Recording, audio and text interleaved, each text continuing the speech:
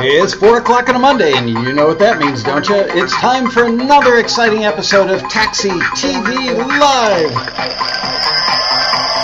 Being broadcast daily, well, at least weekly, from high atop the Boom Boom Room, yeah. And thank you, fake band. There they go, thank you, fake audience. What was the place they used to broadcast the Arthur Godfrey show from? When I was a little kid, my mom would put me on the kitchen counter. I think she was hoping I'd fall off and do a faceplant. While she'd be cleaning up after breakfast, and she would play the Arthur Godfrey show from high atop the something or other hotel. I was always impressed by that. Probably not the Boom Boom Room. Anyway, hello to the folks in the chat room. We've got Gloria, Adriana, Dan. We'll write you a song, C&B relaxing music. I need that today, and I'll tell you why in a minute. Fantamulous, Fantamulonis, Peter Rahill, Mark Himley, Stuart Benbow, Lou Lewis, Darren Fletcher, Dave Croft. Hi, Dave. I'll see you later on this week, I think. Michelle Perrin, Scott Hansen. Tonight's Taxi TV menu, direct from Scott's Restaurant. We're serving our vegetarian lasagna with our house salad and our homemade focaccia bread and a glass of Chianti with some fava beans. Anyway, this week we are doing how to interpret taxi listings. It's a black art, just to say the least. I know a lot of you guys get frustrated. I would too. We get it. We do get it around here. It's not like we're insensitive to this issue, but I think by the end of this episode, hopefully I will have you on track to better interpret the listings so that you can get more forwards, get more stuff signed, and ultimately get more stuff out there in the world so millions of people can hear it. And you can make millions and millions of dollars, because that's how much they pay for every single sync, right? Nope. It's a penny business, but the pennies add up. So, okay, don't need that page anymore. Crunch. Let me grab some pages I do need. So last week, I asked for you folks to, trying to shrink a window here, to cough up some ideas for this week's show, because frankly, I didn't have one. And a guy who's normally in the chat room, I don't see him today, because I'd really like a pronunciation of his name. It's from Steve Nickel or Nicel, N-I-C-E-L. N-I-C-E-L. So Steve sent in a rather lengthy suggestion for a show, but I'm going to read it to you because this is where today's show came from. Hi, Michael. I'm just following up on the topic of song references from Taxi TV today in response to a comment I made regarding screeners and reference song accuracy. Thanks for that breakdown, by the way. Always nice to have a question followed up with more info. We do our best, Steve. Yeah, I'd agree. It's tricky to trying to read minds. Frustrating all around for you guys at Taxi trying to nail them down, meaning the industry folks, and also for the writers trying to bring enough definition to ghost figures to turn them into music. This becomes particularly challenging to accept as a writer when a song is returned because it was assessed that it didn't sound close enough to the references, when in reality you genuinely feel that you did a decent job. Decent ain't good enough, but we'll get to that later. It's striking a fine balance between written description and the song references. I know it's a numbers game, although I struggle writing tracks when those two forms of criteria seem to contradict one another in the search info from a musical elements perspective. Okay, I need to lock in musical tone elements early to begin arranging a piece of music that makes sense and represents the search. If I can lock down the actual request average, I can't start the piece, and the whole mood/feel turns on its head later on if I try to readjust the tone elements after the fact. So sometimes I feel myself sitting there for hours trying to interpolate the directive. I got to stop you right there. I'm going to stop me right there. Steve, honestly, if you're spending hours trying to interpolate the directive, just don't bother. Move on. By that stage, hundreds of ideas have flown through my head, but keeping things in perspective, I guess, And as Steve said on the show last week, meaning Steve Barden, composer Steve Barden, who joined us 2 weeks ago, We're making widgets. Couple of examples recently. First was a search with a description asking for instrumental cues that were not synth sounding at all, yet all three references had prominent synth elements in them which gave them their sonic branding and sound. That really confused me. Okay, I'm going to address this one right now while we're on it. It probably said not synthy sounding or synthetic sounding. What that means is there's some stuff, yes, you can have synthesizers in something, but it doesn't sound synthy. Synthy means bad synth sounds, dated synth sounds, obviously synthy. In other words, if it's got horns in there, but the horns sound like they're coming out of a little Casio, from 1992, that is synthy. So it doesn't mean you can't have synths in it. It means you can't have bad synths in it. Try and say that 3 times in a row. And from that, I could only assume that the company must have liked the song's sound for their scene, otherwise they wouldn't have chosen them for us to submit related music to. So in other words, Steve is saying, I was confused because it said don't give us anything that, I don't have the actual listing in front of me, but probably not synthy sounding, but he was confused because the references they gave us had synths in it. So he's assuming they liked it with the synths in it. Correct, but everybody in the industry, unless it's something for like a video game, a chip tune kind of thing, that sounds like the soundtrack for Mario Brothers, that's an example of stuff that sounds synthy. Or was that Taxi, I think there's a word missing here, or was it that Taxi was trying to guess their request also? And if so, how are we going to write music where all 3 parties are guessing? Isn't that like trying to solve an equation with no constant? I was never really good with the constant thing, so I'm not going to comment on that. I got D's in math. Although I did find out that I have an IQ of 122 yesterday because, just for giggles, I took an IQ test. So I cheated on the math part, though. Second, an instrumental search that asked for hip-hop in the description, yet gave songs with a straight pop chill vibe. Nothing closely related to hip-hop. In this one, I sent a cue that weighted a little more heavily on the average of the pop chill reference songs, but it was returned because it wasn't hip-hop. That's a tough call, I know, but what if the supervisor actually did want something a little closer to the ref songs and the cue I sent? Just thinking out loud there.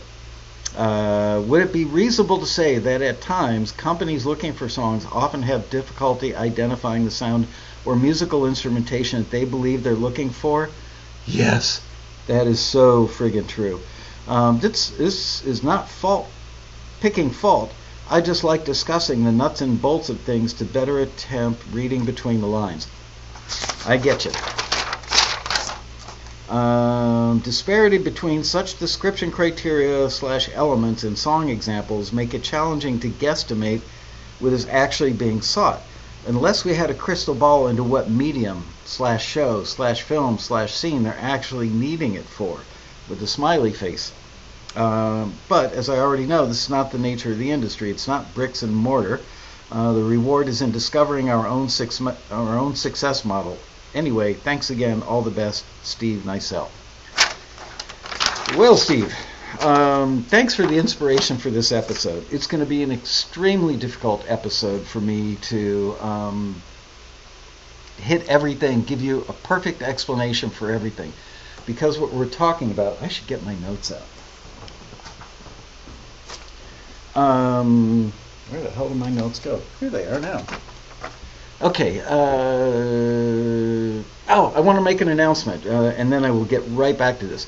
You know how you guys, many of you say, oh, my stuff was forwarded and I haven't heard anything for 2 weeks or for 6 weeks or for 6 months or for a year. We have a new record holder. We actually had somebody, I got a call the other day from somebody in the industry that said, I'm trying to reach out to one of your members whose music I got from you some time ago. She didn't even say some time ago. Music I got from you, and I'm not having any luck contacting this gentleman. So can you help me, Michael? Well, I looked the guy up, and looked like he hadn't been a member for quite some time. And so I reached back out and I said to the lady, how long ago did you get the music? And she goes, 9 years ago. So from music that was forwarded 9 years ago, this person in the industry was reaching out to this gentleman. Why?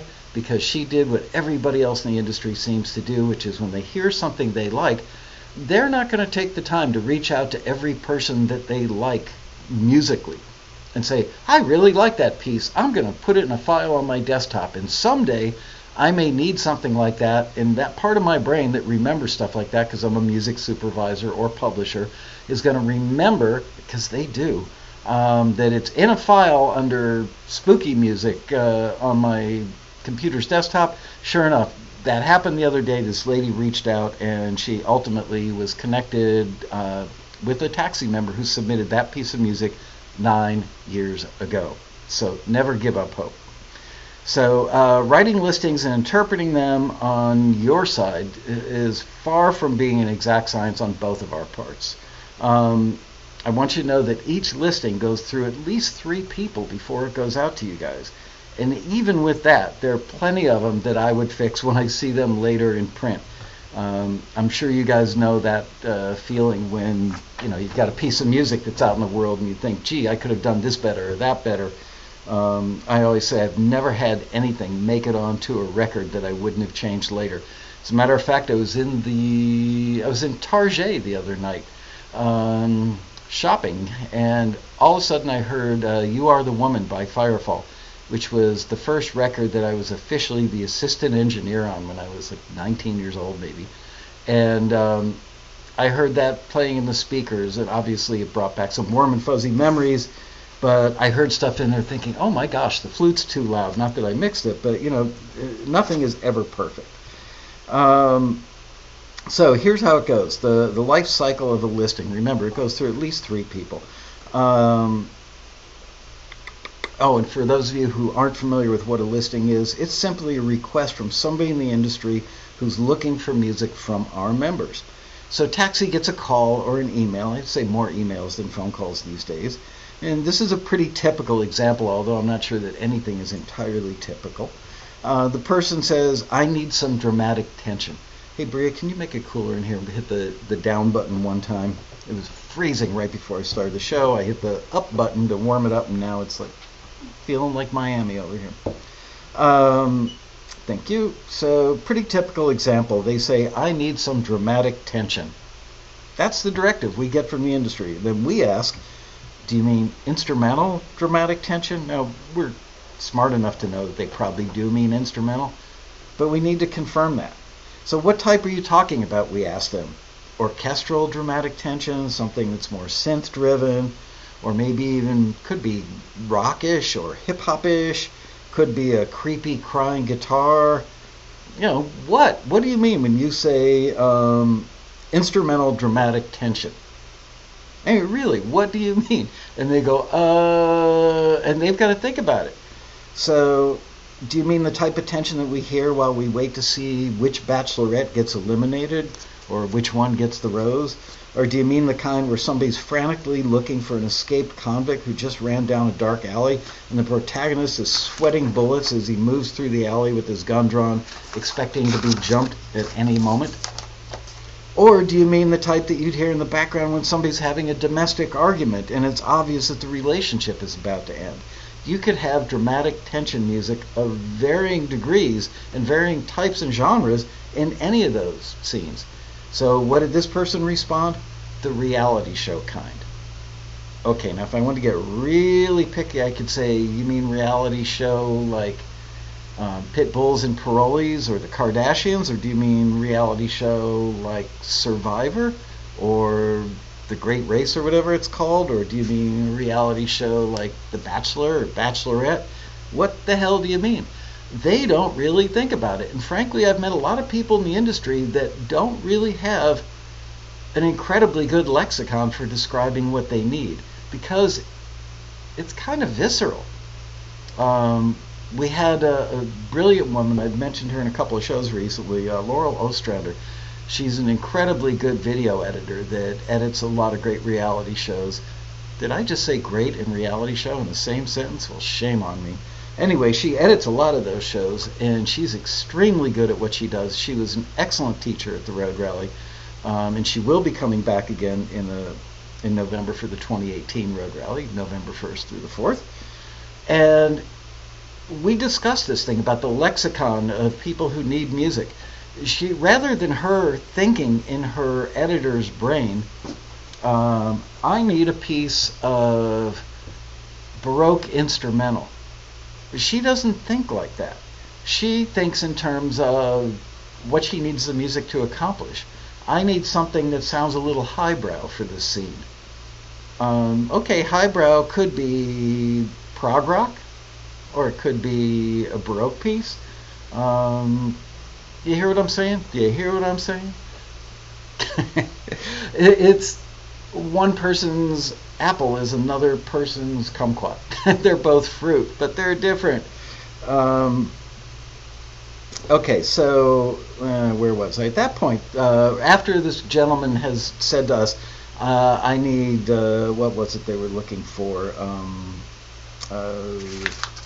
Got to go back a page. Instrumental dramatic tension. And we've now figured out by poking and prodding, the best answer we could get is the reality show kind. And we've poked and prodded a little more, and we figured out that it was kind of the stuff for, let's say, The Bachelorette, where elimination music, which honestly could be called a genre of its own by some people. So at this point, the facts that, as we know them, get entered into a database here at Taxi World headquarters. And one of our staffers begins to write the listing up. Now, this isn't somebody who just started writing listings like a week ago. This is somebody who's been at it for well over a year and writes, 1,000 to 1,200 listings a year. So definitely an acquired and learned skill set. So rather than reinventing the wheel, as you guys have probably noticed, we will often copy and paste stuff like the deal points that you see at the end of the listing. There's no point in writing that up from scratch and taking a chance on missing something if it's for, let's say it's a music library that we've run, 37 other listings for in the past year. We're going to take the same deal language, assuming that their deal hasn't changed, because we do have to kind of stay up to date on that, and we paste that in the bottom. But we also have to check, because sometimes the deal will be different if it's songs they're looking for versus instrumentals. So we got to really pay attention. Sometimes it's a genre that we know our members really like feedback on, so we look on our assignment calendar and see if we have enough screeners and time available to make that listing into an S listing, which means that it's going to be screened and you're going to get more complete feedback on it. If time and screeners are a little skinny, we'll probably make it a Y listing, because most film and TV stuff doesn't take, the listings usually aren't for 30, 60, or 90 days like they used to be back in the day when we ran a lot of the S listings. So all those things go into just the deal part, just that last paragraph. And that's not even, like the creative stuff. That's just the actual hard facts that you guys have to know about the deal and the deadline. Let's see. Where was I? Phrases become, okay, we often use words or phrases over and over because we've refined the lexicon with over 25 years of writing listings. So we're pretty adept and well practiced at how do you say this best. And frankly, I go back and look at some of our older listings, and I'm quite embarrassed by the fact that we could have said things a lot better 5 years ago, 10 years ago, 20 years ago. It wasn't that it was crap, it's just we've gotten a lot better now. It's just like cars are a lot better now than they were 25 years ago, right? They still have four wheels, they still have a steering wheel, at least for now. They still have headlights and tail lights and seats and all that stuff. But they're just better. Same thing with our listings. We often use words, I know this drives you guys crazy, like compelling. You see that in so many of our listings. Well, what's better than compelling? Something that's good enough to compel a listener to like it, right? Compelling, good word. Contemporary, duh. Modern, double duh. Please be sure to include any of the following: touring, fan base, or sales, streaming, or impressive social media figures you may have in your bio. Well, how could we say that better? We really can't. So you're going to see it showing up listing after listing, and people think, ooh, they're just copying and pasting because they're lazy. No, it's not because we're lazy. It's because we've brought this down to a science, and we're using the stuff that we know works best. We also say stylistic ballpark or wheelhouse. People on the staff laugh at me for using wheelhouse, but I got to admit, I stole that. Wheelhouse was the favorite word of Carl Lewis, one of our longtime screeners. You know, the guy in the bathrobe who hosts the open mic upstairs at the Road Rally every year? Carl's favorite word in the entire world was wheelhouse. I stole it from him. Found on a playlist. We use that all the time. Well crafted. Use it all the time. Well structured. All the time. Believable, honest vocal delivery. Really? I mean, yeah, you know, if you're talking about an intimate guitar vocal thing, you got to have a believable, honest vocal delivery. That's a great way to describe it. We could say, you know, on pitch, you know, clear pipes, good projection, but man, honest vocal. That's what they want. They want authentic sounding instrumentation, stuff that doesn't sound like that little Casio portable from the 90s. They want stuff that actually sounds like real strings and real horns, and it's got to really sound like real strings and real horns. Visually descriptive lyrics. When we're putting country listings out there, go to Nashville, spend a month, you know, doing your best to hang out with publishers and songwriters. You're going to hear the phrase visually descriptive lyrics being used over and over and over. That's so the listener can shut his or her eyes and actually picture the room that the people in the song are standing in, or the road they're traveling down, or the sky they're looking up at, or the heartbreak they're feeling. Visually descriptive lyrics. When the listing is being written, the person writing it will sometimes reach out and ask the person who's requesting the music, do you have any other ideas, comments, or thoughts? Sometimes we'll take the listing, and especially when it's a brand new client that we're working with, we will always take the listing that we've written, send it back to them, and go, okay, here's what your listing looks like. How do you feel about it? 95%, maybe even 99% of the time, they're stunned with our accuracy, our ability to better describe it than they could, our ability to understand and interpret what they want. So we really, really, really work hard at this stuff. Once the first draft of the listing is written, the people in the A&R department will start looking for references. This is an extremely arduous and very, very, very difficult task. 95% of the time, the person who asks us for the music can't give any good references. And when they do, they often realize that they've used the wrong genre to describe what they really need. When push comes to shove and we say, come on, damn it, give us a reference, they go, oh, I guess it wasn't, you know, dramatic, orchestral or whatever after all. Oh, really? Okay. So now, a lot of times, we might have to go back and rewrite the listing if we've done that first before we go back maybe and double check with them about the references. It's a pain in the butt. So yeah, look, they know, let's take an example. Music library owners know which genres are hot because they get requests from music supervisors, video editors, or executive producers of shows, or ad agency people. So they have a pretty good feel for, you know, what's popular right now, what's being asked for a lot. So they can just blurt that out to us and say, find me XYZ. They may not even really know what XYZ is up here in their cabeza. They may not have the lexicon to describe it, but they just parrot it back out because they know if everybody's looking for it, they need to have it. Or they might need to have a better version of it or a more modern version of it. So there you go. That sound you hear is the fan of my computer pumping away. And a lot of times if we ask the companies to give us references, you'd think, come on, damn it, how hard can it be? You're asking for music? Isn't the least you could do would be to give a reference? They don't want to take the time. To be honest with you, like I've said on the show a million times, they would much rather be pitching than doing this other stuff. Because digging up references, I mean, for each listing, I would say it probably takes anywhere between 20 minutes and an hour, maybe even sometimes an hour and a half to come up with 3 references. And now you say, well, gee, that's part of the problem. I think Steve pointed that out in his letter. part of the problem is, okay, the first thing lines up, the first reference lines up with what the listing mentioned, the genre is. The second one, yeah, I get it, that's a pretty good match. Now the third one really doesn't sound anything like those first two references. But what you've got to look for is the fact that it says they're looking for stuff in a range, or stuff that would be on a playlist. And we'll get to that when I'm actually going through some, real examples of listings. Those are such incredibly important phrases. In the range of. It doesn't mean they're looking for a bunch of stuff that sounds almost identical to Stairway to Heaven.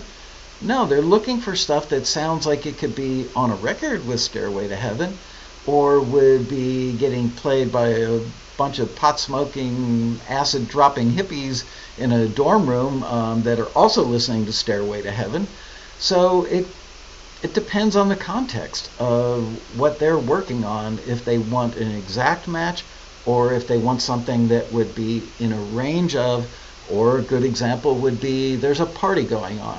If I went to a party, it would be one kind of music being played in the background, probably old fogey music.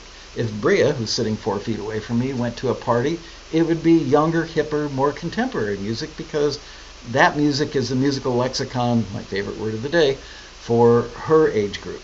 So you have to think of the context and look for words like range in the listing, in the range of, or in the stylistic ballpark of, or in the stylistic wheelhouse of.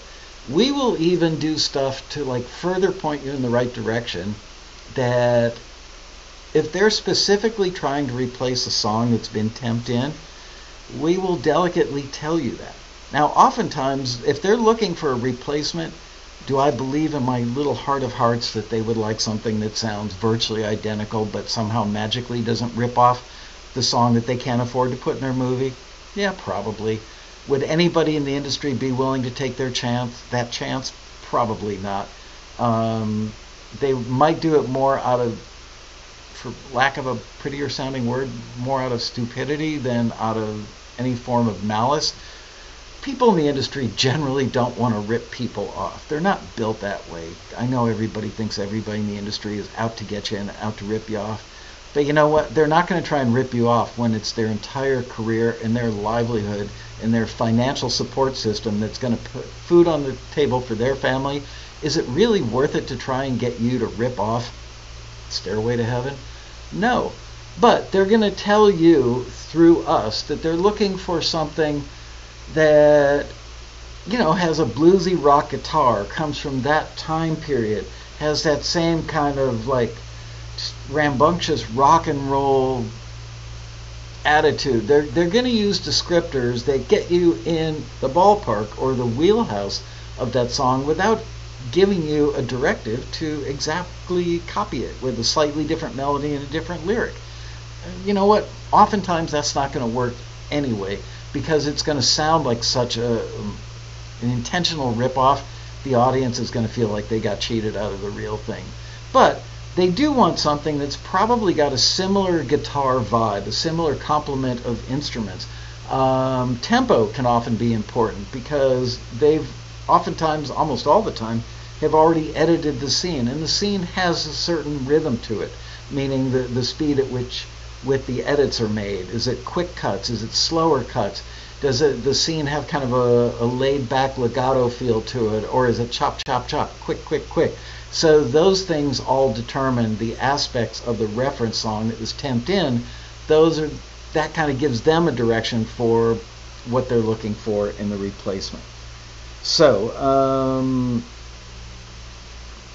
I think I've covered all the stuff on my little list of precursors. So let's just jump right in. I've got to say, Aaron Michelle, one of our viewers, sent me this a few weeks ago, and I know that you guys would probably like to lob one of these at us from time to time, but I just really, really want, there, I can get the light back in my face. I want you guys to know that as much as you want to throw a grenade at us sometimes, we work unbelievably hard to make our listings really, really good, the best in the industry, and we get so many compliments on them from the industry side. Our listings are so good that other sites, and I kid you not, other so-called competitors of taxis will actually take our listings and change a little bit of the first sentence, a little bit of the last sentence, and put the listing out on their website, even though they don't know who we're running the listing for, which clearly means they're defrauding you guys, because they're just making up listings, and they figure, why should I go to the effort of writing one up when I can just steal it from Taxi? There's another company that I believe is really well thought of that puts out listings with pretty little video thumbnails on there, and it says, looking for happy songs for a bank commercial. And very little, if any, other descriptors in there. Happy songs for a bank commercial. I won't get in. There's more I could say, but I won't. Let's keep this show on track. Anyway, so, here's an example of a listing that we didn't even let go out the door after it had been through this process. Sometimes we just go, you know what? This is not coming together. Let's hold this one back. We'll take another stab at it. Sometimes the directives that we get from the industry are so incredibly difficult to follow and give you guys a good result that we'll just scrap it all together, or call up the party who asked us to run the listing and say, dude, you need to lock this down and give us something that's more clear than what you gave us. So this one was for a non-exclusive library. And it read, comedic, mischievous, urban dramedy style instrumental cues are needed by a very successful non-exclusive music library that gets tons of placements in TV shows, films, and commercials. Okay, so far so good. They're searching for mid to up-tempo instrumental cues that you could hear on some of the hottest reality shows today. Please listen to the references below to get an idea of what they need. So while I was proofing this thing, because I do proof and edit on virtually all the listings that go out the door, and I'm one of several people in the chain, and trying to extricate myself from that process, honestly, so I can concentrate on bigger picture projects. But you know how sometimes we'll have like the name of the show and we'll put a time span in there, like in this case it was 1 minute 5 seconds to 1 minute and 18 seconds. So that you guys can go right to that part of the video on YouTube and go, oh, okay, so it was that kind of cue. There it is, playing in the context of the show. We bold those. In this case, the person who wrote the listing didn't bold any of them, so it wasn't a reason to reject it or hold it back, but that was a correction that we had to make. Please send them instrumental cues that would support a variety of mischievous and comedic scenes in urban-based reality TV shows. Imagine type of music, so the word "the" was missing. Caught that before it went. Actually, it didn't go out. Let's see. Let's see. It'll be playing while a fun, hip group of people is hanging out, cracking jokes, having some drinks, or perhaps someone talking dirt behind someone's back. So I wrote in to clarify, perhaps when someone is talking dirt behind someone's back, and I think I actually changed talking dirt to talking smack. Made a little more sense, but then again, maybe I'm an old guy and use old guy language. I think this one was probably an autofill. They don't mind what was meant to be mind, hearing orchestral strings over urban genres. The word urban wasn't capitalized in this case, and we capitalize our genres to make them pop out a little bit more. We kind of treat them like pronouns, and we try to give them the respect with which they should get. Blah, blah, blah, blah, blah. Dramedy style cues we've grown accustomed, accustomed to hearing. So then I made a note. Wouldn't our members ask, why did you give me... The point is being made in the listing that this library, when we get this request a lot, we want something new, we want something fresh. We've got a bunch of this urban dramedy, but we need some new stuff. We need to breathe new life into our catalog because we've been pitching the same old crap for 5 years. So we want some new stuff. Well, that new stuff doesn't yet exist. So my staffer did the only thing he really could do, which is give examples of stuff that's currently out there in relatively current shows. But I made a note, why do we give examples? Because the members are going to ask the question, why did you give me examples of stuff that's not fresh and cutting edge? And he gave me examples of what they're trying to get away from, which is the same old status quo stuff. Well, how do you find new and cutting edge if it doesn't yet exist? And how do you describe that? Right? how do you describe to you folks? Give us something new and different. We can't sit down and write it for you. So you need to be familiar enough with the genre and the application and the context of the music, how it's used in the shows, to be able to go, oh, okay, so urban dramedy, it's probably got like a hip-hop feel, it's probably got pizzicato strings to it. What could I do so it still sounds like urban dramedy, but it sounds cooler and a little different, like 10 or 15% different than the other stuff that's in their catalog that's getting a little bit old and stale? Well, maybe you could do something like doing little Hammond B3 stabs that are in lockstep with the pizzicato strings. Maybe rather than using marimba, doing that, maybe you could find another sound. Maybe it could be a muted horn part that's playing that. Who knows? But you don't know until you try. So we're trying to give you, a chance to sit down and experiment.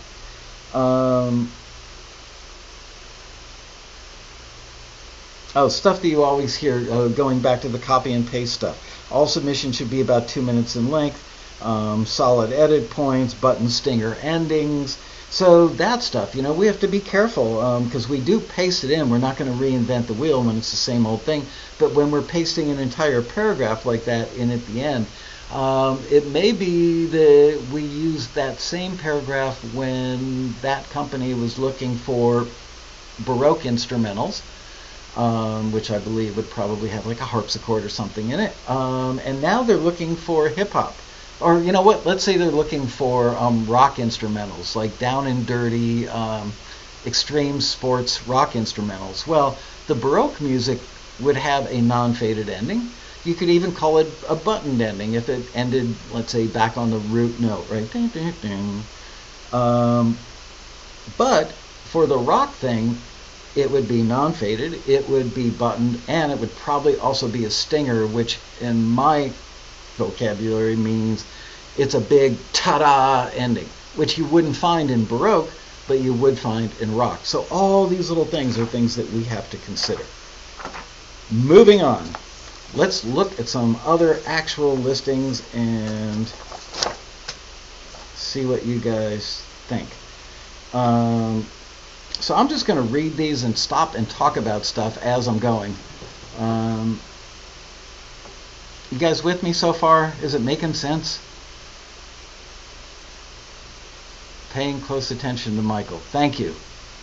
Finally, somebody who's actually listening versus talking about what kind of food they're having for dinner tonight. I'm telling you, you've got to pay close attention to this stuff. Electronic chill instrumentals, also known as chilltronica, are needed by a globally distributed music library. They're searching for instrumentals in all tempos that would fit well within the general stylistic ballpark. There you go, general stylistic ballpark of these references. And the references were Blank and Jones, Interstellar, the Mark George remix, Football Ahead by Flamingosis, Blank and Jones present Chilltronica number 2. Give them well-crafted instrumentals, full length, not cues, a really important differentiator. I would say probably 80% of the instrumentals we run listings for are in fact cues, meaning that it has the form of a cue, like usually very little to short intros, almost all say A section, maybe a B section, 16 bars that's somewhere between halfway through and 2/3 of the way through, kind of acts like a bridge a little bit, but not always. So a cue has its own form, just like a pop song has a typical, verse, chorus, bridge, chorus, and out form. Cues have a form. An instrumental, yes, a cue is an instrumental, but an instrumental probably isn't structured like a cue, and I think it, to some degree, implies the fact that it sounds more like a record without a lead vocal in it, and probably without the lead vocal melody in it, but it's for a longer scenario, and a cue is usually not used in its entirety. Let's say a cue is 90 seconds to 2 minutes. An instrumental might be 2 to 4 minutes. A cue, they might use 4.5 seconds for a particular quick cut scene. Whereas an instrumental, good example might be cocktail jazz. You need cocktail jazz. Well, a cue would sound a little unusual playing in its entirety in the background of a bar scene. You would go, oh, that doesn't sound like a cocktail jazz song or a cocktail jazz instrumental. That sounds somehow different because it's made like a cue. Whereas an instrumental is cocktail jazz that runs 2 to 4 minutes, and it just feels differently because its form is different. So really important to know the difference between a cue and an instrumental. I should say an instrumental cue and an instrumental, and watch for those things in listings. And we'll do stuff like put in full length, not cues, in parentheses. They use current sounding electronic elements, slick grooves, and contemporary sounds to create a chill, laid-back sound and vibe. Your submissions should have a unique beat with cool, minimal melodies that set a groovy, atmospheric mood. Please make sure your production sounds slick and polished and not dated and stiff. Okay, so I'm going to, if I'm a taxi member, I'm looking for a good highlighter. Let's go with green. Can you make it one button cooler, please? I don't think it ever clicked on. Yes, right. I'm working up a head of steam over here. What's it on right now? Oh, it looks like it was. Oh my gosh. It's like it's set to like 80. Yeah, it shouldn't be on 80. That's for damn sure. It feels like Miami in here. Okay.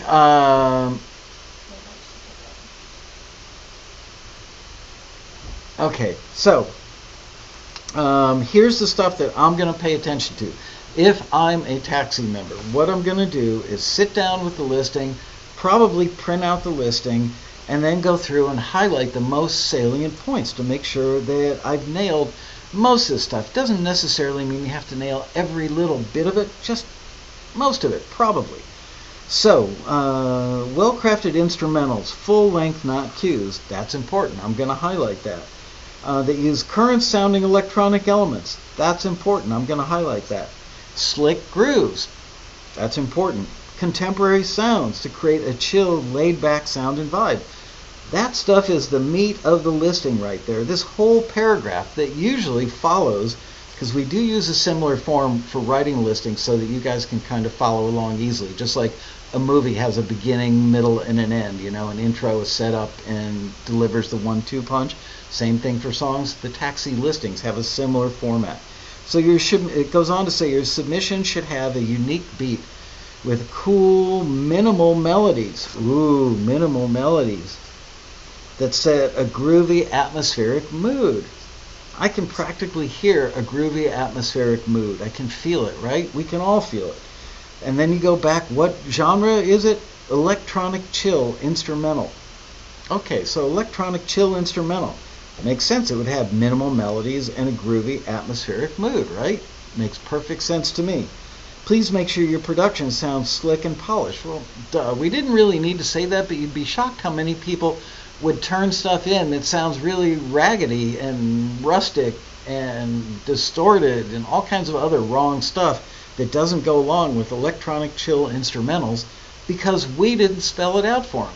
So for those people who don't know the genre all that well and may be willing to take a chance on creating something in that genre to maybe test their own capabilities or move into, an area that they've not worked in before, please make sure your production sounds slick and polished, not dated or stiff. Here's the most important thing about that paragraph, is now the screener who is sitting down to listen to your music is going to also make note of the fact that they're looking for well-crafted instrumentals, not cues, but full length. They use current-sounding electronic elements, slick grooves, and contemporary sounds to create a chill, laid-back sound and vibe. Your submission should have a unique beat with cool, minimal melodies that set a groovy, atmospheric mood, blah, blah, blah. And the screener goes, I got it. Okay, I know. So that's what we do. That paragraph, that's the money shot right there. And that's what you need to sit down and after you've finished your piece, wouldn't be a bad idea to go back and look at it and go, so does my piece sound more like a full-length instrumental than a cue? Is it arranged like that? Is it laid out in that form? Does it have current sounding electronic elements? or does it sound like, that Casio from 1992? Sorry, Casio. I know you make good products. Not putting you down. It's just I used to have a little miniature Casio, and it sounded like Mario Brothers. Does it have slick grooves and contemporary sounds? And does it create a chill, laid-back sound and vibe? So far, I'm, batting 1,000, going, yeah, it does. Does it have a unique beat? You know what? Gotta say, my piece has a pretty standard beat. And I know these guys are trying to come up with something, all libraries want something that's fresh. So I'm going to go back and I'm going to alter my beat. I'm going to keep the guts of my beat the same, but I'm going to go in and add some little pieces of sugar and spice or salt and pepper, or maybe take stuff out to make it just a little bit different and unique. And does it set a groovy and atmospheric mood? Yay. Okay, so now that it's done all that stuff, I can feel pretty good about what I'm submitting. Then we reiterate, all submissions should be at least 2 minutes long. Non-faded endings will work best for this pitch. That's a generic statement. Non-faded. Don't put a fade in there. It could be considered a buttoned ending. Would you consider something that's chill and laid back to have a stinger ending? I wouldn't. That's my interpretation of what a sting ending is, so I wouldn't go there. Don't copy the reference music in any way, shape, or form. We got to put that in there for legal purposes, but we also put it in there as a directive because we wouldn't want our music copied or ripped off or stolen.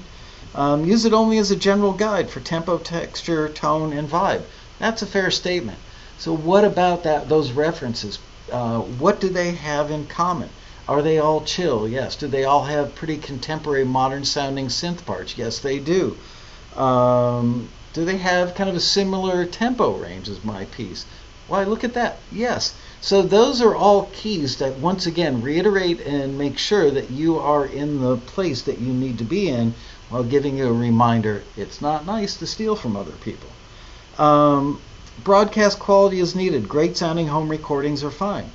Gotta tell you, if you do your homework and research, you will find that broadcast quality was never used as a phrase for anything except video cameras back in the day.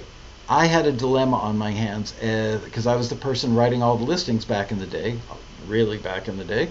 And everything was pretty much records, master quality, studio quality. We were making, as an industry, the transition from 24-track analog to digital stuff to Pro Tools, and all of a sudden, these film and TV people showed up at our doorstep, and they wanted stuff that sounded pretty darn good, but didn't have to sound like a Michael Jackson record. So we kind of fumbled around for a while, and finally I realized that I could co-opt the phrase broadcast quality from the video industry, because that meant it was good enough to be broadcast, but if you played it for, Bob Clearmountain, he'd probably snicker a little bit as he walked out of the room. An instrumental cue for a production music library, although libraries would love to have it sound like Bob Clearmountain mixed it, they don't really have to be that good. They just have to be reasonably clean, with typically modern sounding elements, unless the request is for something other than that. And a well-balanced mix that doesn't sound goofy or have anything that jumps right out at you, like, oh my gosh, look at all the reverb they drenched that guitar with. Who the hell thought of doing that?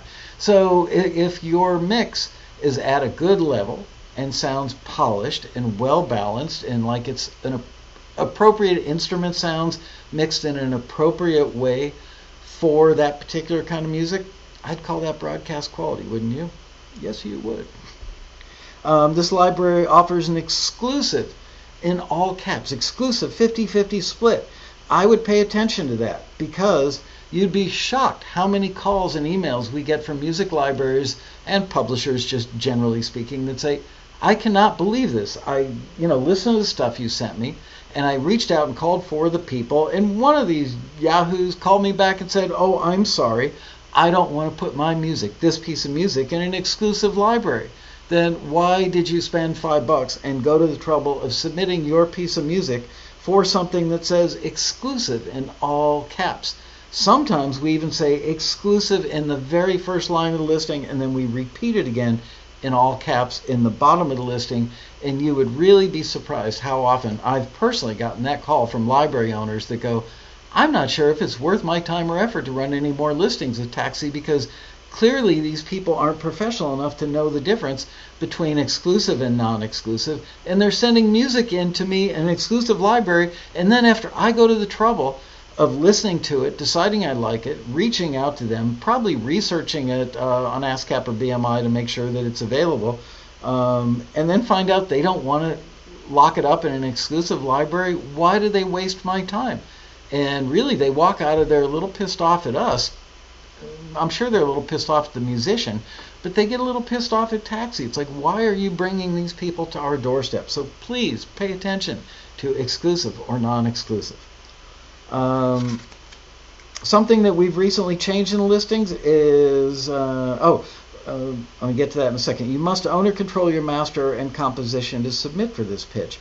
You can't send stuff in for other people because you don't legally own it or control it. Well, I sang on it. Doesn't mean you own it and control it. You don't have the legal right to sign a piece of paper that says, I license you my music, or I am doing this publishing deal with you. You don't have the right to do that. So they want to know that you do, and they're going to check it out before they sign it. So that's why we're telling you in the listing that you must own or control your master and composition to submit. Please, this is a part that we changed recently, please submit as many instrumentals as you'd like online or per CD. It used to say up to 3. That was a hangover from when we used to get a lot of stuff on CDs, I think. I don't know, somewhere at some point, some of the listings said, please, submit 1 to 3 things, and just through generations of staff members, we didn't catch it, and we realized they can submit as many as they want. Especially right now, we're running a ton of listings for new companies and new catalogs being created by people that are industry veterans that may have just sold another catalog, or their 5-year non-compete just ran out and they can start another company, and they're turning to Taxi asking for a ton of stuff. So we're hoping that our members submit 3 pieces, 5 pieces, 10 pieces. They would love to find somebody that makes great hip-hop instrumental cues and say, can you give me 13 of those that are really good? They want that. So there you go. Okay, that's 1 down. I got to pick up my speed a little bit. Next one, fun, emotionally upbeat. Emotionally upbeat does not mean fast, like up-tempo. It means emotionally upbeat, like I'm happy. Are you happy? Good. Emotionally upbeat instrumental cues are needed for several $500 non-exclusive direct-to-supervisor placements in a new reality series. They're looking for mid to up-tempo instrumentals that could work well for reality TV shows in the general stylistic wheelhouse of these examples. And then we have Under Construction, episode number 4, Treehouse Masters, and Zombie House Flipping. I have not even heard of that show. Bet people are dying to get into those homes. Zombie House Flipping, and we give times. Go listen from here to there to there, blah, blah, blah. Send them emotionally upbeat. So we repeated that again because it's really important. So if I'm the Taxi member that's trying to interpret this listing, I'm going to highlight emotionally upbeat instrumental cues that deliver a positive, fun vibe and sound like what you'd typically hear in a home fixing show. I guess we could have been more eloquent about that. Home fixing show. Structure your cue around a central melodic theme. You'll hear this all the time because we're trying to give you some instruction, almost an education built into the listing. Structure your cue around a central melodic theme while adding and subtracting instrumentation as it progresses to give it some dynamics and forward momentum. They don't want something, generally speaking, about 90% of the time, they want a cue that feels like it's going somewhere. It doesn't mean that it has to get faster. It doesn't necessarily mean that it's got to get bigger, because it's got to stay somewhat in the same ballpark, but it's also got to have a sense of there's a horizon out there, and I'm going over the horizon, and I'm getting to an end point. And in some genres, the end point means that it's bigger. Whoa. It's bigger. It's ta-da. It ends with a stinger. In other cases, going back to Baroque, it's going to not end on a stinger. So you have to think about the arc. A Baroque piece would be very stuffy, nose in the air, harpsichordy. It wouldn't necessarily get bigger or have an arc to it, but you have to find a way to make it at least be a little bit interesting as it moves along. So it could be that maybe you what do they call it when you jump up an octave? Modulate. Maybe you modulate for the middle 16. Maybe you add in, you double the bass notes with your left hand on the old harpsichord. There are things you can do. How are you going to figure those things out? By listening to what the examples do and go, okay, now that I understand the examples and the type of thing I'm looking for, I'm going to go watch other episodes of Treehouse Masters or Zombie House Flipping or Under Construction and see if I can find other cues in that same genre and look and see if there's anything that those composers figured out that made them appealing enough to the library to sign them and appealing enough to the editor who was picking the music to grab it out of a list of probably thousands of songs that are in a bucket that they're going to use to slug into that show. Let's see. Please avoid anything that sounds busy or overly frenetic, as it could distract from a scene's dialogue. Well, yeah, if you're having an intimate conversation in a very serious part of the reality show, and you've got some romantic solo piano going on in the background of the restaurant, there's this very serious but romantic conversations happening, deciding, are we going to get married or are we not? Maybe we're going to break up instead of getting married. But if the piano player is like, hey mom, look at me, I got a piece of music in the show, wow, that's amazing. If you're going to pay attention to the piano player, you've just blown the scene, blown the story, blown what the actors are doing. And your piece of music isn't going to work when the editor tries it in the scene, so you're not going to make it into the show. Apply the KISS methodology. Keep it simple, stupid. Not that you're stupid, but you get what I'm saying. You're always better off going for simple over complicated. They are almost never, I hate to say never, but they're almost never looking for somebody, piece of music, and they go, wow, that's the most brilliant composer I've ever heard in my life. They don't care about you. They don't care what a brilliant composer you are. Maybe if you're trying to score a Spielberg movie, that would matter. For reality show instrumental cues, they're not looking for brilliant. The brilliance is actually in being able to create a mood, enhance a mood, and stay out of the way of the storyline and the dialogue while you're doing it. So there you go. Again, that paragraph that follows the 3 examples is the money shot right there. Then we go into things that we sometimes call taxi tips. We would recommend using mostly organic sounding instrumentation. So remember, this was fun, emotionally upbeat instrumental cues. And I think that we had probably listened to the examples, and now one of them may have a little more electronic stuff than the other stuff. It doesn't necessarily mean that they are all wholly and entirely instrumental, but we recommend using mostly organic sounding instrumentation. Mostly. It doesn't say entirely, it says mostly, but people will read that and the interpretation we'll get from a grumpy member who wants to throw that thing at us. They'll say, well, it said that we had to use organic sounding instrumentation. It said, no, mostly. That's a key word. Some dashes. We even go on to elaborate to give you guys every possible break we can in describing this music. Some dashes of electronic instrumentation could work, but the references seem to indicate that acoustic/live instrumentation would be preferred. Really? Could we be any more descriptive? Should we drive it over to your house, get out of the car, walk up to your front door, and just play it for you? We're doing everything we can. All submissions should be at about 1:30 long, give or take. We started inserting give or take about a year or 2 ago, give or take, because people were like, oh my gosh, my piece is 2 minutes and 1 second long. Can I still submit it? Well, of course you can. And then we had a knucklehead screener that came along and was actually rejecting some stuff based on the fact that it was 2 minutes and 1 second long when the listing said they were looking for stuff that was 2 minutes. So as soon as we found out that was happening, we called the screeners all into a room, and I think we sent out an email and said, Bad screeners, bad screeners. If it says 2 minutes and they submit something that's 2 minutes and 14 seconds, really? If the piece of music is good enough that it should be forwarded and it's on target in every other aspect, and it's 14 seconds too long. Now, if it were for a TV commercial, that's a 30-second commercial, and they're asking for music that's 29 and a half seconds long, yeah, then it's a hard 29 and a half. But generally speaking, for instrumentals and instrumental cues in production music libraries, it's ballparkish. Ballparkish. I love the way I said that.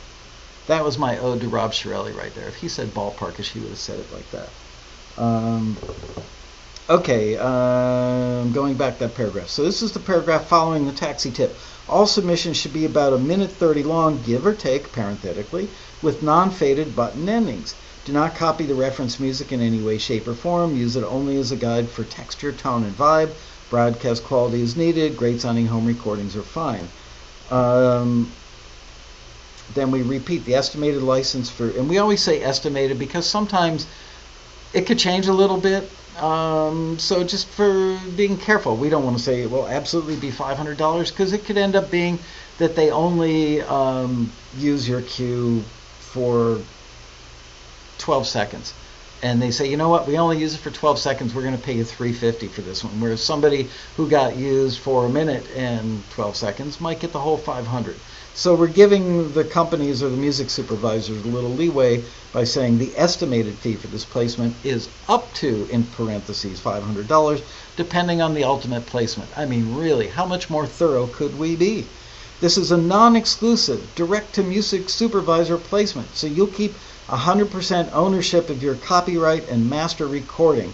Plus, you'll also get 100% of the master license fee and any applicable performance royalties. Applicable meaning if it were, let's say if this listing were for a film that's going to be shown theatrically in America, the performance royalty wouldn't be paid. If it were somewhere in Europe or maybe Asia, the performance royalties, I believe in those countries, are paid for theatrical plays, performances. So that's why we put applicable. It could be that your song goes into a movie that is in theatrical release only right now, but 3 years from now, it's on Showtime. When it's on Showtime, you're going to get paid the performance royalties. So we think all this stuff through and include it in the language. Man, I really like us. You must own or control your copyright and master recording to pitch for this opportunity. Please submit as many instrumental cues as you'd like, online or per CD. All submissions will be screened on a yes-no basis. Short critiques only. Submissions must be received no later than blah, blah, blah. Where's my used pile? Right there. Okay, moving on. I'm going to give you guys a chance to answer some questions when we get down to the bottom of the show, I promise. Are you guys paying attention?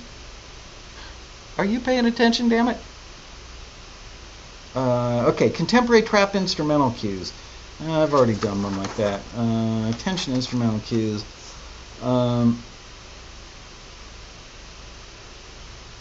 Okay, this one's a little different. Investigative, if you're from Illinois. Investigative attention instrumental cues are needed quickly, and obviously we do dashes between every word or every letter in the word quickly. You are paying attention. Thank you, guys. Because we want you to notice that it's quickly. That's our way of like smacking you in the face going, hey, look at this one right now, by a very busy non-exclusive music library that's building new playlists for TV promos on 2 popular cable networks.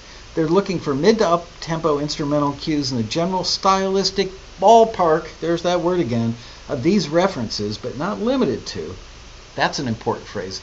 When we say not limited to, it means, okay, so we've got these 3 examples, but they're not looking for stuff that's just like those examples, so don't limit yourself to just those. Think about, if I heard that piece of music, what other pieces of music might work in context with that? So pay attention to the fine details, folks. So the show's Scandal, and there's a timeline of 0 up to 1 minute and 23 seconds. CSI Miami, minute 17 to 2:47, so it's a pretty long stretch. Regular CSI, 2 minutes and 16 seconds worth of music used in that one, of a cue. No, typically we would send this type of listing out to our taxi dispatch members. Taxi dispatch is our quick turnaround thing that's morphed a little over the years. Because our clients need a lot of material in a very short period of time, we decided to send this request out to all of our members to make sure we could find this company enough great material in the time frame they needed. They were in a crunch. They needed to build those playlists quickly and get it over to those networks for the promos. They had a short timeline, and we knew that if we sent it out to our dispatch members, which is only about 10% of our membership, we probably wouldn't get enough good stuff just because it's a smaller group of people. So we put that one out to our bigger list, which is considerably bigger. But we were nice guys and told the dispatch members, hey, there's a reason this one didn't go exclusively to you guys. Please submit. Here's the money part. Please submit well-crafted cues that would help support suspenseful, investigative scenes in TV promos. There was an S missing. TV promos for shows that are, wait for it, suspenseful, investigative TV shows. Build your cues around, well, and let's think about that. Scandal, CSI Miami, and CSI. Yep, investigative and suspenseful they are. Build your cues around simple, central, tension-inducing melody that will sit easily behind a scene's dialogue, or in some cases voiceovers in the promos, while adding elements as it progresses to create dynamics and a sense of forward movement. Short intros are advised for these, but not absolutely necessary. Why is it not absolutely necessary? Because if they hear your piece and go, that would just kick butt in my promo, and your intro's twice as long as what they want it to be, or maybe they don't want that intro at all, they'll chop it out. If they can't easily chop it out, they're not going to spend 4 hours trying to edit your piece. They're just going to go to another piece. But if they can make the edit in about 30 seconds or less, they don't care if it's twice as long as it should be. But to make yourself more instantly desirable, just give them shorter intros. Your submission should be at least 90 seconds long. Non-faded button/stinger endings will work best. Please don't copy the reference examples in any way, shape, or form. Use them only as a general guide. So that's all copy and paste stuff. And then on to the deal stuff. So I'm not going to keep repeating that stuff. I want to get through more of these, so I'm going to go for the money sections to see what you guys should be paying attention to. Ooh, here's one that I like. One of my favorite genres. Swampy instrumental cues are needed by a very successful music library with a super long list of great placements in film and TV. By the way, we do try and telegraph to you guys. If a library is particularly desirable, we'll use little hints, sometimes bigger hints, but we put stuff in those sentences. When we say super long list of great placements, we're not exaggerating that. If they have a super long list of great placements, we'll tell you that. It might say a well-regarded music library. Well, okay, it might be, a few years old. They haven't gotten a ton of placements, but they're well-regarded. Fair statement. But there's a difference between well-regarded and a library that's got a super long list of great placements. So if I'm a taxi member and I'm debating, do I submit to this one or do I submit to that one, and I feel like I've got music that would work in either of them, I might have to make a decision. Do I want to go with the library that's well thought of? Sounds like it might be a little smaller, maybe a little newer, therefore might be more prone to looking for new music to sign, so I might have a better chance there. Or do I go for the library that's got the super long list of great placements, which could be a much larger catalog? Maybe I'd get less attention, but then again, maybe they might get me more placements because they're really good at what they do because they've been doing it for a long time. So watch for those subtle little hints. They're looking for mid to up-tempo instrumental cues that are in the general stylistic ballpark of the references below. And we reference Swamp People, Swamp Blues, Slide Bottleneck, Mean Old Thing by Andrew Kubazuski. Please submit swampy instrumental cues, and we should have capitalized swampy in that one because genres are always capitalized to make them important. Swampy instrumental cues with traditional instrumentation and a backcountry, and we put that in quotes. We weren't quoting anything, we just wanted that word to pop out. Backcountry. What does backcountry sound like? Vibe and style. Stick with one central melodic motif from beginning to end. You hear that all the time because they don't want you to score a bunch of emotions because it's just one scene. While layering instrumentation in and out to create dynamics and forward momentum as your cue progresses. We say that all the time because it's the truth all the time. Please avoid any parts or sounds that are overly frenetic or busy, as they could distract from a scene's dialogue. Be sure to avoid any material that's stiff, synthetic, and obviously MIDI driven. You would be shocked how many people will send in a piece that's clearly done all in computer. They didn't even bother to fake it very well, and they send in stuff that's got like a sampled banjo and not a very good one, a sampled slide guitar and not a very good one, and some sort of really ancient drum machine, doing like, I don't know, hands on a cajon ostensibly, and it just sounds really stiff and of poor quality, and anybody who has any experience at all would listen to it and in 3 seconds, literally 3 seconds, go, that's out. So we're trying to give you a heads up. Be sure to avoid any material that's stiff, synthetic, or obviously MIDI driven. Now, the gentleman that wrote the letter that caused this episode to happen today, Steve Nicell, said he wasn't really clear on the synthy part. But in context, it makes sense. Right? I hope it does. All submissions should be about 1:30 in length, give or take, with non-faded buttoned endings. Notice it doesn't say stinger. Why? Because who would have swampy instrumental music that would have like a big ta-da ending? You could, but most of it wouldn't. So we go with the greater odds. Okay, moving on to, let's read a listing from a major label. These are different. It's a horse of a different color. Current sounding adult contemporary / pop. Contemporary adult AC pop, in other words. Adult contemporary / pop artist with male or female vocals are needed by a music industry veteran who just launched a new independent record label funded by a huge company we all know and in conjunction with a major ad agency. So we thought that was pretty cool when they reached out to us. Here's an ad agency working in conjunction with a newly formed record label that was put together by a music industry veteran and funded by some pretty important companies. So that, to me, as Michael Lasko, owner of Taxi, and the person who's proofing this listing, I'm going, I'd want to submit to that. Why? Because if you've got a record label that's working in conjunction with an ad agency, what does that tell you? I'm going to wait and see if that pops up in the chat room. Ad agency and record label, the marriage thereof. What does that mean for you? Dun dun dun dun dun dun dun dun dun dun dun dun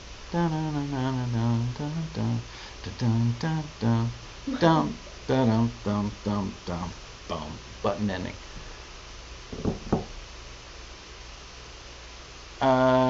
No, more money. Ads and artists. Yes, you guys get it. Exactly. So they're putting together a record label that's also going to be advertising centric. Duh. I kind of want my music in that catalog. Okay, quoting our source, the company is funded by, and we used a bunch of asterisks because we couldn't tell you. Artists retain majority of their rights. A lot of times, by the way, when we quote these companies, we have to wrestle between, do we change their quote because they don't sound like they got the English language, all that right, or do we fix it up? So sometimes it's a combination of both. Artists retain majority of their rights based on whatever deal that's structured. Blankety blanket blank is a marketing guru and is giving independent artists another platform to get music out without having to go the traditional label route. Because they are an ad agency, marketing opportunities will be huge. This is coming to us from the person who's running the listing. The marketing strategies for their artists will be developed via the ad agency, who works with several major brands like Sprite, Budweiser, Apple, to name a few. Ultimately, he will be looking for artists in a variety of genres. They have several Super Bowl ad campaigns currently in production. So, I mean, come on. I think it sounds like a great opportunity. Please submit well-structured songs with captivating melodies. That's a word we like, captivating. Expertly crafted lyrics and a radio-ready chorus. Pretty obvious what that sounds like, right? Your overall instrumentation / production can vary, but should be somewhat stylistically consistent with the references above. And the references were Rolling in the Deep by Adele, Stay With Me by Sam Smith, and Try by Pink. So yeah, you listen to those and you might go, oh, Try's a little different from Stay With Me. Well, it's a range, it's would appeal to the fans of artists like. So if you like those three, if you were having a birthday party at your house and you put together a playlist for your guests and Rolling in the Deep, Stay With Me, and Try were all on it, would the song that you've submitted or want to submit also fit on that list? If it would, then send that sucker in. Having a compelling vocal performance that has a strong and confident delivery should help your song stand out for this pitch. It's heartbreaking to us sometimes when we have to return something where the song is an A, maybe even an A+. The recording, the production, everything about it is really good, but the vocal is just not right for the song. There are times, by the way, where we will forward something with a pitchy vocal. If it's a Tom Waits kind of song that's got a little rust on it, a little distortion, a little bit of like, I'm hungover, and it's supposed to be that way, it doesn't have to be perfectly dead nuts on for pitch. It can be a little off and probably even work better. But for something like this, it's got to have a vocal that sells it to the listeners, to anybody else that wants to use it. So even though you're, let's say, it's actually asking for artists in this case. But sometimes we run listings where they're looking for songs. And even for songs, they want a vocal. They don't want to have to go, oh, the song's really good, but the vocal's underwhelming. They shouldn't even have to have that thought. So there you go. Vocals do matter. But sometimes I've heard really poorly sung vocals by the person who wrote the song, and their soul is so intertwined with the meaning of the song that it still carries it. So it can work. You have to know if it is or it isn't, and that's tough because it's, like looking in a mirror and subjectively judging your own face. Again, because this is a record label, please be sure to include any touring, fan base, sales, streaming, impressive social media figures you have in your bio. We even include this because we know this would be the case, and you'll see this in a lot of our listings. If you're an artist or band that's just starting out and don't have much of a story or track record yet, but you do have an amazing sound and the songs to back it up, they'll still want to hear you.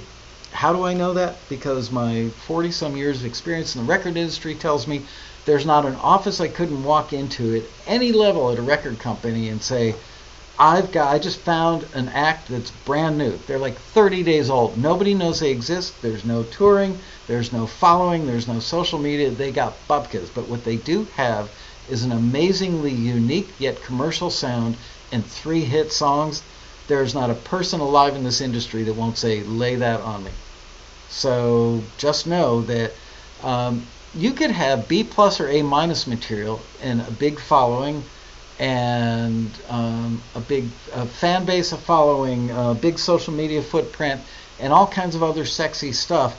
And that will help you if you're B+ or A-. It will push you up. They will actually consider you because a certain percentage of the world is raising its collective hand and saying, we like them, we like it, we like that thing. It will help you. But 3 hit songs and an amazingly unique and incredibly good sound is a sure winner every time. And you're thinking, well, I've submitted my stuff to record companies and it was amazingly unique and wonderful on all levels and it was a sure winner. Don't ask your mother. She doesn't know.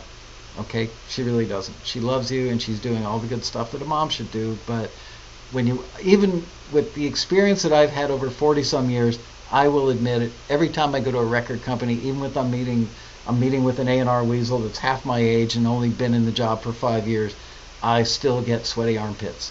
Why?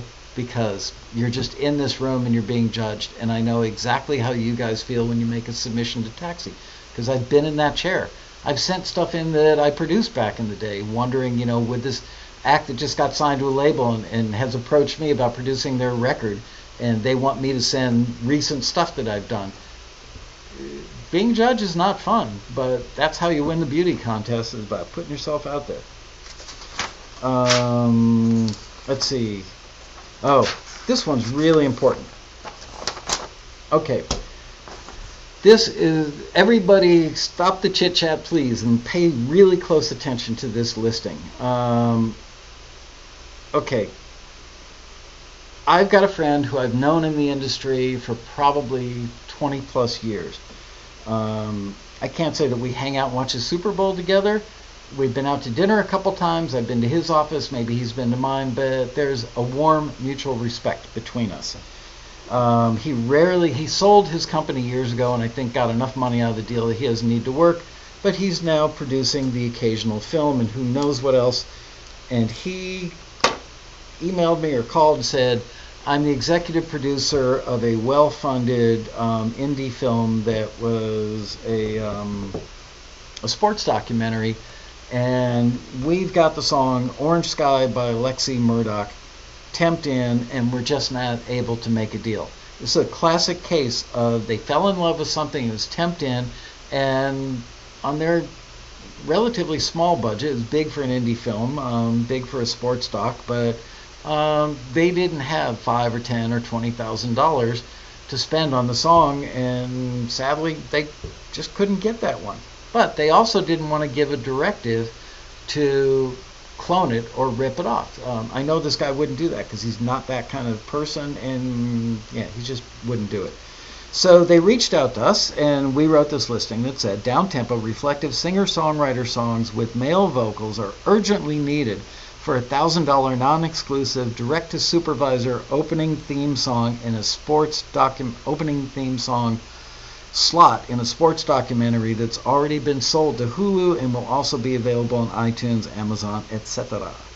They need a replacement for the song referenced below, but they're not looking for clones or sound-alikes. What they do need is something that's close in tempo with a similar pocket, and we put that in quotes because we wanted to push that. It was about the feel. The film was edited. The scene was already etched in stone. So they needed something that was in a pocket. What's a pocket? It's a combination of tempo and feel and kind of the depth of the feel. Something that doesn't have a lot of pocket doesn't dig deep. Something that does have a lot of pocket digs deep. So there you go. That's subjective, but you should know what that is if you're pitching to stuff like this. They do not need something that's what they do need is something that's close in tempo with a similar pocket, emotion, and overall vibe. Then we had the Alexi Murdoch song. Then after it says the documentary opens with the film's protagonist heading to a small town cemetery where he visits his father's grave. So we gave you a visual. We can't do that very often. We can't send out the video because the film hasn't been, even if it was just a scene. They don't want to send that video out to thousands of people. But we were given permission to tell you what's going on. He lost his dad. The protagonist lost his dad when he was just 10 years old and regrets that he wasn't strong enough to have a meaningful final conversation with his father before his dad passed away. He goes on to accomplish some pretty incredible stuff in his athletic career, but sadly his dad wasn't around to see it. The song needs to be reflective. Key word, reflective. But do not try to tell the whole story. The picture/video does that. Your job is to create a song and a lyric that underscores the emotions the young man feels as he visits his dad's final resting place. We can all relate to that, right? Well, maybe you've been through that, maybe you haven't, but you can certainly imagine what it's like to be standing over the grave of a parent. We did a little spitballing, and here are some possible concepts we came up with. Nobody else in the industry would do this for you, but we would. I personally wrote this, and I got to tell you, I spent a good 2 hours just on putting together this little section of this listing. Feel free to use these ideas, or even better, come up with something that beats them. And the ideas were this a lyric in a song that underscores the emotions the young man would feel. Not a day goes by, ellipsis. Things I wish I'd said, fathers and sons, just one last thing. Wish you could see, if I could talk to you so many times. I wish I had the strength. Time didn't heal this wound. I wish you were here. I hope you can see. Feels like you're watching over me. And the emotions, of course, would be bittersweet / pride and sorrow, regret, loss, sorrow again, and loneliness. So you were given a pretty healthy roadmap for this one. Once again, don't try to write the film's story. It's already done. They won't be able to use literal lyrics like "Dad, I wish you could see all that I've accomplished." That's a little too detailed. But if you had a song that said "Not a day goes by" and stays general and conveys the emotions a young man might feel in the situation, you might be onto something. A simple acoustic guitar-based approach with minimal accompaniment feels like the right way to go for this. An intimately recorded vocal with a delivery that supports the bittersweet emotions that this young man must feel could serve you well. No demos, please. Genre-appropriate broadcast quality. Genre-appropriate broadcast quality. That's an indicator that it's not really slick. It's simple, down and dirty singer-songwriter with an acoustic guitar. This could have been recorded into the built-in microphone in my Mac laptop from 3 feet away. Could have been. This was all about, does this rip your heart out of your chest and throw it into the grave that young man is looking in with his father there? If it does that emotionally, nobody really gives a rat's ass if the acoustic guitar was recorded pristinely. They just don't care what 10K sounds like on an equalizer. They don't care about anything other than the emotion for the scene. So I'm not going to get into the fine points of the deal. It was $1,000 for the placement. I do want you to know that I'm not going to make an official announcement yet, but a taxi member was ultimately picked and ended up getting the deal for this. And he did an amazing job of taking what was written in this listing and synthesizing something that I personally think was an even better fit than Alexi Murdoch's song Orange Sky. Sorry, Alexi, but our member kicked your butt. Hey, your song was really good. It was. But this guy either had this song already laying around and went, wow, I've got something that's a great fit. Maybe he created it. I don't know. All I can tell you is when we heard it here at the office, we all went, holy crap. It really doesn't get any better than that. And we knew absolutely when we sent it off that we'd be getting the phone call, and sure enough, we got the phone call. So I know the paperwork has been signed, but I have also seen situations where the license has been signed and the scene got changed or something happened that it fell out. So once I know that this thing is a done deal and etched in stone, then I'll let you guys know. I wish it was for $100,000. It wasn't for a lot of money, but it was a real story of triumph for this taxi member. So I'm very proud of him. Very happy that we took the time to craft that listing really well. All right, it's 5:30. I want to answer some questions from you folks about how to interpret listings. So let's run a little bit long. I'm not going to read any more of these. I think you've got the idea. I hope I did a good job of telling you. So hit me with your best shot. Oh, Bria wrote some down. So while you guys are coming up with new stuff, which I see is happening already, Mark Himley asks, are you upset with members when a library reaches out after some time, several months or more, and the song or cue is no longer available? No, not at all. Mark, look, you can't sit there and wait forever. Come on, if you proposed marriage to the love of your life and she wouldn't give you an answer and strung you along, and 6 months later you meet somebody else, it's the way the cookie crumbles. They should have acted more quickly. Do your thing. Good question, Mark. Gloria Covington says, what approach would you use when there are Well, I have it right here. I've got Gloria says, what approach would you use when there are no real similarities between the first ref song as compared to the second and third? Only similarity was the use of a guitar, which was not stated. Honestly, without hearing those, I can only guess, Gloria. But I would say go with the two.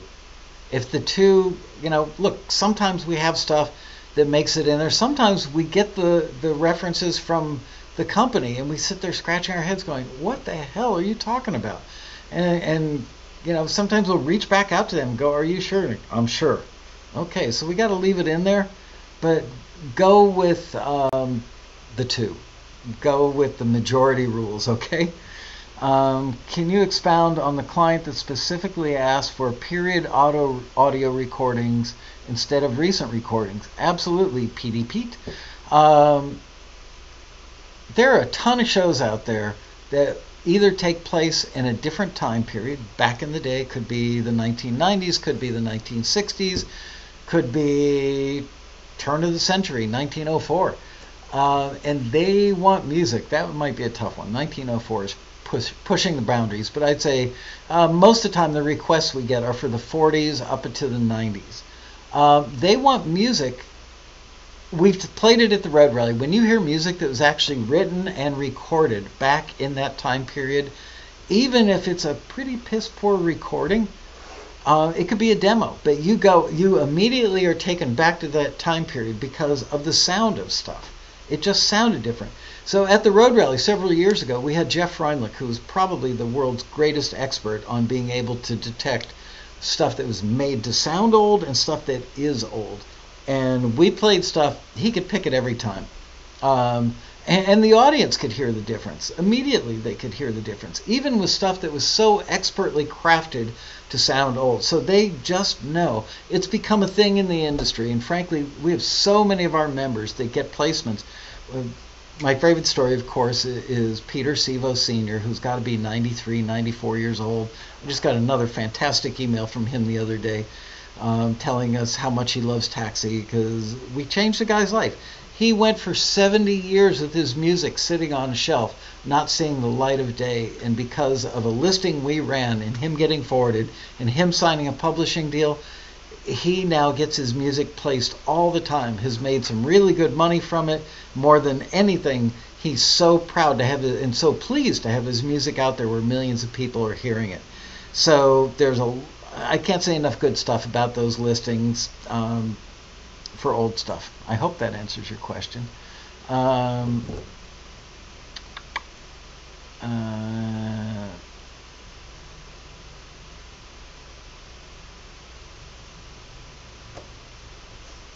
Oh man, I got to scroll down. I can read it. All right, go ahead, give me one, please. Any producers? Oh, just hand it to me. Okay, sorry, I'm 'Cause, writing yeah, down. they're off, or you're off mic. They won't hear it really well. Any producers out there who know how to follow these types of descriptions and can hit it? I don't actually like that question because I don't think that this is. I think this gentleman's looking for somebody to collaborate with. I think that's how I'm interpreting this. So I don't know that answering that. I can't answer it because I'm not the person he's looking for. Okay. What do you do when the Taxi screeners have diversely opposed opinions in a span of 3 months regarding the melody and a rhythm for a forward? Stephen, if you and I go to a car dealership today and we both look at the same car and I like the color and the lines, the body style of the car, and you don't, that's just our personal taste. The Taxi screeners are applying not their personal taste, but their taste as it applies to that specific listing in that moment. So while your thing melody and rhythmically could be great for one thing, and they're looking at it through that lens, that same piece of music, and sometimes we run into this where a piece of music has actually earned somebody money. Hey, somebody liked it, signed it, and it's made me money. Yeah, but it's not right for what this company is looking for at this time for this other thing.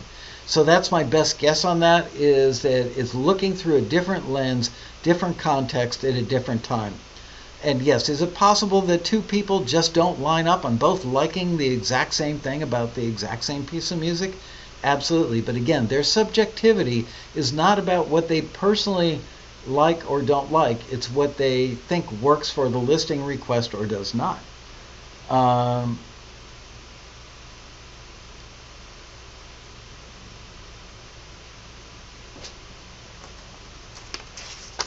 Okay, if we could find new old stock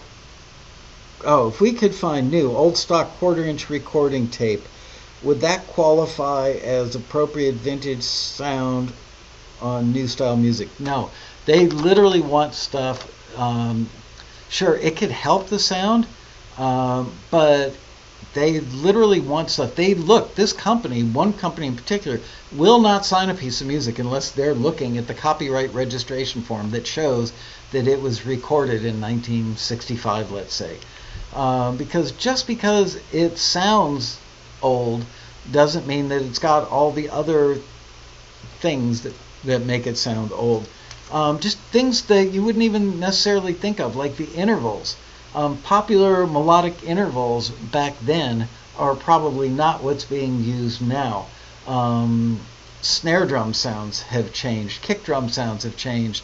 The instruments, pickups that were used on guitars back then.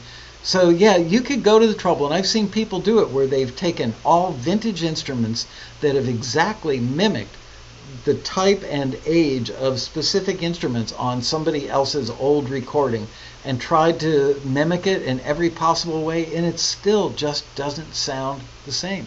Some of it is the production style, the writing style. You'll see a lot of taxi listings that ask for fresh melodies. I'm not so sure I could do it, but even in country music, man, country people from Nashville are always asking us for fresh melodies. They want to hear something that they haven't heard melodically 1,000 other times. So, yeah, there's something to be said for fresh. Let's go with that pad because it's a little easier to read against the light background. Sorry. Is it okay to ask a library to consider music they don't typically sign if you have an established relationship with them? It's not really apropos to this episode, but my opinion on that is if go with what they, you're not doing you or them any favors by, even if they're nice and they don't want to piss you off and they want you to keep submitting music to them because you're really good at hip hop, let's say, and let's say you pitch them some rock stuff, but they don't do a lot of rock. You don't want your music in that library. If they're not asking for it, they probably don't have a lot of outlet for it. There are times that we forward music from taxi members that will make it through the screeners and goes to a library, and the library never reaches out to them, and it's because they don't need that particular style of rock. They may have asked for rock, and we ran a listing for rock, and we really liked this member's piece for that listing, and we forwarded it to them. But when the library owner or the music decider heard it, he or she thought to him or herself, that's a really cool piece of music. We just don't have any clients that would use that type of rock, so why should we go to the trouble of signing it when we should expend the same amount of time on signing something that we think we can make money from? Fair enough, actually. What if a vintage song was written in the 60s but not copyrighted until now? If it was written in the 60s and recorded in the 60s, maybe that would get by. Maybe. Can't make any promises. Thank you. Is Mason Cooper coming to the 2018 Road Rally? He's been invited, and I would say good chance he'll be there. I mean, I can't ever make a promise, but yes. He could end up being on a big film or TV show or a project with an intense deadline. You'd be shocked how many people want to come to the Road Rally, but because of their work schedules, can't commit.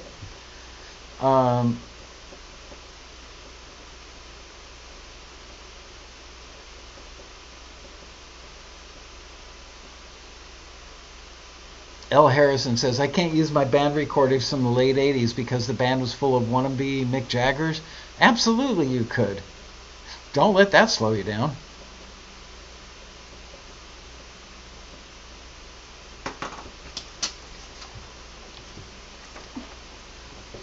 If I write a song in the lyrics and have a friend sing it for me, do I still own the copyright? Yes. Your friend is only singing and should sign a work for hire, meaning I sang the song, I got paid to sing the song, and I have no other ownership in any way, shape, or form. It's a simple, 3-sentence little thing. You can find it online. It's called a work for hire agreement. Let's do one or two more questions, and then we're done. So.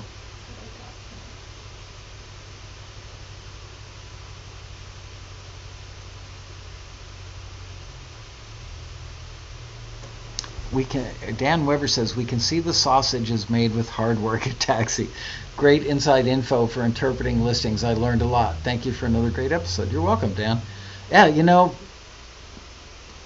I don't want to complain, but people often say, I didn't understand the listing. And I'm sure it's not a perfect world. And there is a lot of interpretation that starts with the person who's running the listing with us. They have to interpret what they think maybe the executive producer is asking for, or what he or she as the music supervisor thinks the scene needs, or the music library owner knowing that this is a popular genre but not really understanding the nuances of that genre. There's so many things that can go wrong before it ever gets to one of our computers or a telephone around here. And then we have to start over for making sure that their interpretation is good, and making sure, remember, we're not writing the listings just for you. We're writing the listings for the screeners so that they are looking at it the same way you are. People often ask, do the screeners have inside information that we don't? No, they don't. They know what's on the paper. They will sometimes walk into the A&R office and say, hey, by the way, do you know if this or that, blah, blah, blah. We don't know, because we've already picked the brain of the person running the listing, probably to the point where we've made them not like us. Can I explain exclusive and non-exclusive? Best thing you could do, because this isn't really apropos of this, go to taxi.com, scroll down to the bottom of the page and look for Music Industry Glossary, which is probably under resources, and exclusive and non-exclusive are in the Music Industry Glossary. And by the way, we just put that up like a week ago, so I'll link it in the chat. Great, Bria's going to link it in the chat.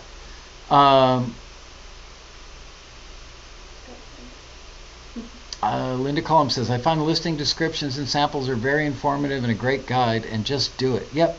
If you're overthinking it to the point of spending hours, as that gentleman said at the beginning of the show, where he spends hours thinking about it, I feel bad for him. I really do. I understand it, but I don't want anybody to have to work that hard at interpreting a listing. You're better off just shooting from an educated hip. There's a phrase that's never been used before. In the history of mankind, nobody has ever said an educated hip. Maybe educated hipster. But shoot, give it an educated shoot from the hip, and take your shot for the $5.